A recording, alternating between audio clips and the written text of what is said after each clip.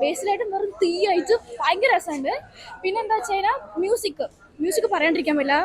എന്താ പറയുക, മൂവി ആയിട്ട് ഭയങ്കര ജെല്ലായിട്ട് പോകുന്നുണ്ട്. പിന്നെ കോസ്റ്റ്യൂമും ഭയങ്കര രസമുണ്ട്. ഫസ്റ്റ് ഹാഫൊക്കെ ഭയങ്കരമായിട്ട് ചിരിക്കാനുണ്ട്. ഒരു പൊളി പടം, കൊമേഴ്ഷ്യൽ കോമഡിയാണ്. പക്ഷെ ഭയങ്കരമായിട്ട് എക്സ്പെക്ട് ചെയ്ത് പോകണം. പക്ഷെ ഫാമിലിയായിട്ട് കാണാൻ പറ്റി സൂപ്പർ പടം. അടിപൊളി, സൂപ്പർ. കോമഡി എല്ലാം വർക്കൗട്ട് ആയിട്ടുണ്ട്. എന്തായാലും 2024 അടുത്ത സൂപ്പർ ഹിറ്റ് എന്ന് വേണമെങ്കിൽ പറയാം. ഇല്ല, എല്ലാവരും പൃഥ്വിരാജ് മുഴുവൻ പേരും, അതിലൊരു പ്രത്യേക ആളെന്നല്ല, മുഴുവൻ പേരും അടിപൊളിയായിട്ടുണ്ട്. ഫാമിലി ആയിരിക്കും മിക്കവാറും ഇത് ഏറ്റെടുക്കാൻ പോകുന്നത്. അത്രയ്ക്ക് നല്ല ഫിലിമാണ്. അതെ, മറ്റേ JJ-യെക്കാട്ടിയും മേളിൽ നിൽക്കുന്ന ഫിലിം. അതെ, സൂപ്പർ. മെസ്സേജ് ചിരിക്കാനുള്ളതാ. ഒരു സമയം പോലും ലാഗില്ല.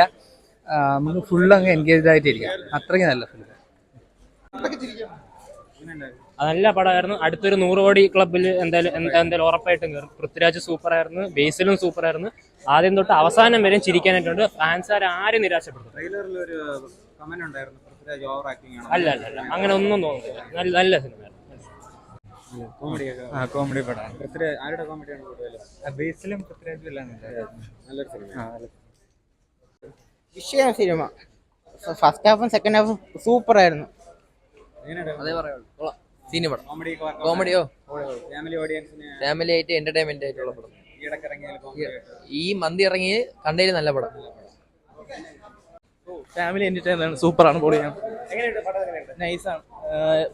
Vipin, you are so talented. നല്ല പടം. ഫാമിലി മൂവിയാണ്, കോമഡി മൂവിയാണ്.